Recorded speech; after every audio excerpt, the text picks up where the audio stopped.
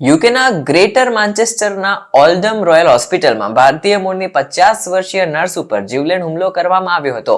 આમાં તે ગંભીર રૂપે ઇજાગ્રસ્ત થતા જીવન મરણ વચ્ચે ગોથા ખાઈ રહી છે. આ નર્સ ઉપર 30 વર્ષીય દર્દીએ ધારદાર વસ્તુ વડે હુમલો કર્યો હોવાની માહિતી સામે આવી રહી છે. મીડિયા રિપોર્ટ્સ પ્રમાણે આ નર્સનું નામ અચમ્મા ચેરિયન છે અને તેને ઈજા પહોંચતા હાલ તે વધુ સિરિયસ છે. આ ઘટના શનિવારે રાત્રે 11:30 વાગ્યા આસપાસ બની હતી, જેમાં આરોપીની ધરપકડ કરવામાં આવી હતી. મીડિયા રિપોર્ટ્સ પ્રમાણે ગ્રેટર મેન્ચેસ્ટર પોલીસે કહ્યું છે કે અધિકારીઓનું માનવું છે કે એક સામાન્ય વ્યક્તિએ નર્સ ઉપર ધારદાર હથિયાર વડે હુમલો કરી દીધો હતો. જોકે આ હુમલો તેણે ચપ્પાથી નહોતો કર્યો. અચમ્મા ચેરિયન પર હુમલો એ સમયે કરવામાં આવ્યો હતો જ્યારે તે હોસ્પિટલની એક્યુટ મેડિકલ યુનિટમાં ડ્યુટી પર હતી. ધ સનના રિપોર્ટ પ્રમાણે અચમ્મા ચેરિયન લગભગ 10 વર્ષોથી આ હોસ્પિટલમાં કામ કરી રહી છે અને તે હોસ્પિટલની પાસે જ રહે છે. પાડોશીઓએ મીડિયાને જણાવ્યું હતું કે નર્સ નિયમિત રૂપે નાઇટ શિફ્ટમાં કામ કરે છે અને એક વ્યક્તિએ કહ્યું હતું કે જ્યારથી અમે 2007થી અહીં આવ્યા છીએ ત્યારથી આ નર્સ નાઇટ શિફ્ટ જ કરે છે અને અહીં જ હોસ્પિટલમાં કામ કરે છે. હવે હુમલો કરનાર વ્યક્તિ કોણ છે?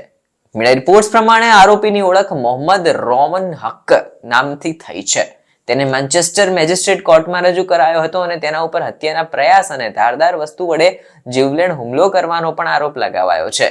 એવું જણાવાઈ રહ્યું છે કે આરોપીઓએ અચમ્મા ચેરિયન ઉપર હુમલો એટલા માટે કર્યો હતો કારણ કે દર્દી મેડિકલ ચેકઅપ માટે આવ્યો હતો અને લાંબા સમયથી તે વેઇટિંગમાં હતો, એટલે તે ગુસ્સે થઈ ગયો અને બીજા નાની વાત ઉપર ગુસ્સે થઈને તેને વેઇટિંગ ટાઈમ કેમ વધી ગયો એમ કહીને હુમલો કરી દીધો હતો. હવે બ્રિટનના હેલ્થ મિનિસ્ટર વેસ સ્ટ્રીટિંગ જે છે તેમને આ ઘટનાની નિંદા કરતા સોશિયલ મીડિયા પ્લેટફોર્મ ઉપર લખ્યું કે રોયલ ઓલ્ડમ હોસ્પિટલમાં થયેલા ભયાનક હુમલાની ઘટનામાં ઘાયલ નર્સ પ્રત્યે મારી સંવેદના છે. તેના પરિવારજનોની પ્રત્યે પણ મારી સંવેદના છે. એમની સ્થિતિ કેવી હશે એ હું અત્યારે વિચારી પણ નથી શકતો.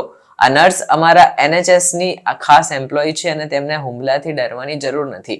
પોતાની ફરજ બજાવવાની જરૂર છે. અમે સતત ટ્રસ્ટના સંપર્કમાં છીએ અને આગળ પણ અપડેટ કરતા રહીશું. સ્થાનિક સરકાર મંત્રી જીમ મેકમોહને આ ઘટનાને મૂર્ખતાપૂર્ણ હુમલો કરાર કરી દીધો હતો.